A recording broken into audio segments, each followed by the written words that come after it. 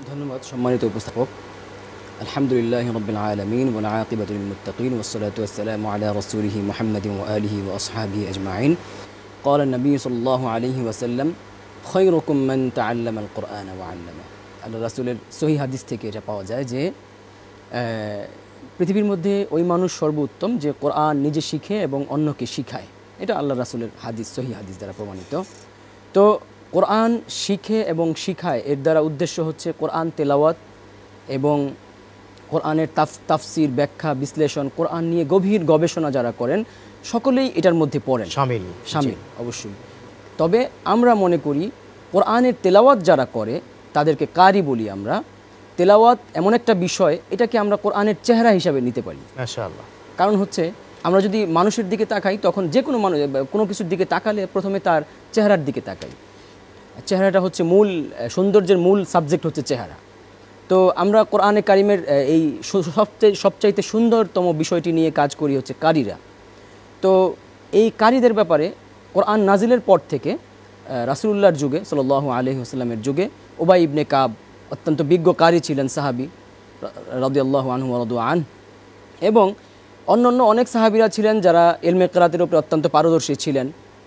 তো সেই ধারাবাহিকতায় এখনও পর্যন্ত সুর দিয়ে সুন্দরভাবে তাজবিদ সম্মতভাবে তেলাওয়াত যারা করেন তাদেরকে কারি বলা হয়। আলহামদুলিল্লাহ এখন বর্তমান আধুনিক বিশ্বে আপনার আন্তর্জাতিকভাবে অনেক বড় বড় প্রতিযোগিতা হচ্ছে ইলমে কিরাতকে প্রমোট করার জন্য, মূলত কারিদেরকে প্রমোট করার জন্য, ইলমে কিরাতকে প্রমোট করার জন্য আন্তর্জাতিক অঙ্গনে যেভাবে অন্যান্য খেলাধুলায় স্পোর্টসে বিশ্বকাপ হয় ঠিক সেভাবে আন্তর্জাতিক কিরাত প্রতিযোগিতা হচ্ছে, হিফজ প্রতিযোগিতা হচ্ছে কোরআনের এই ধারাবাহিকতা বজিয়ে রাখার জন্য। যেহেতু আপনি স্পোর্টসের কথা বলছেন, যেভাবে স্পোর্টসটা অনেক হাইলাইট হয় বাংলাদেশের ইয়াতে গণমাধ্যমে, সেভাবে কিন্তু যারা আপনারা এই বাংলাদেশের 104টি দেশের মধ্যে বাংলাদেশ প্রথম পুরস্কার পেয়ে নিয়ে আসে, 75টির মধ্যে ফার্স্ট প্রাইজ নিয়ে আসে, এটা কিন্তু প্রতি বছরই হচ্ছে, একটি দুইটি নয়, অনেকগুলোই।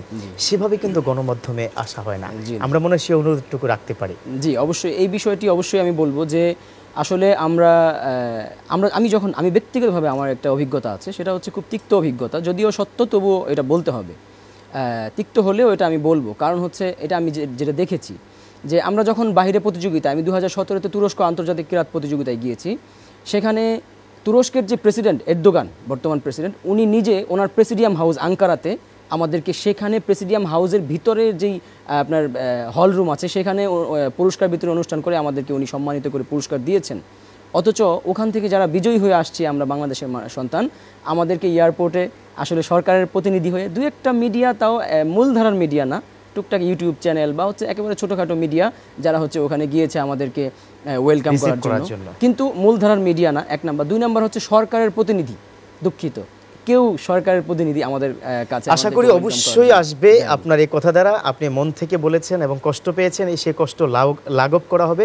আমরা সেই আমন্ত্রণ অবশ্যই কি জানাবো। ধন্যবাদ আপনাকে এই চমৎকারকে বিষয়গুলো আলোচনা করার জন্য।